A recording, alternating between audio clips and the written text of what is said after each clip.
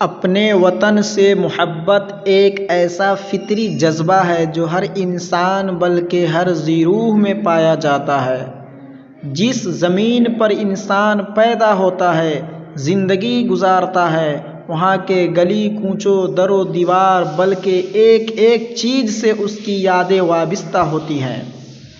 مشہور حکیمانہ جملہ ہے، حب الوطن من الایمان، وطن کی محبت ایمان کا تقاضا ہے۔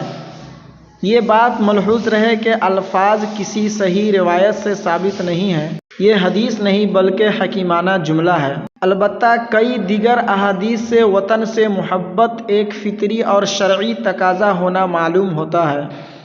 انسان کیا حیوان بھی جس سرزمین میں پیدا ہوتا ہے، اس سے محبت و انس اس کی فطرت میں ہوتی ہے۔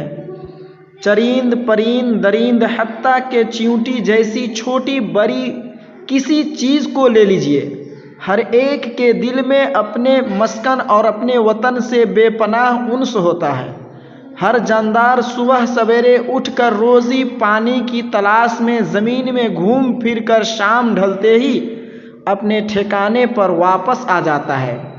ان بے عقل حیوانات کو کس نے بتایا کہ ان کا ایک گھر ہے، ماں باپ اور اولاد ہے، کوئی خاندان ہے؟ اپنے گھر کے در و دیوار، زمین اور ماحول سے صرف حضرت انسان کو ہی نہیں بلکہ حیوانات کو بھی الفت و محبت ہو جاتی ہے۔ قرآن کی روشنی میں حضرت موسیٰ علیہ السلام اپنی قوم بنی اسرائیل کو اپنی مقبوضہ سرزمین میں داخل ہونے اور قابض ظالموں سے اپنا وطن آزاد کروانے کے حکم دیتے ہوئے فرماتے ہیں، اے میری قوم، ملک شام یا بیت المقدس کی اس مقدس سرزمین میں داخل ہو جاؤ جو اللہ نے تمہارے لیے لکھ دی ہے، اور اپنی پشت پر یعنی پیچھے نہ پلٹنا ورنہ تم نقصان اٹھانے والے بن کر پلٹو گے۔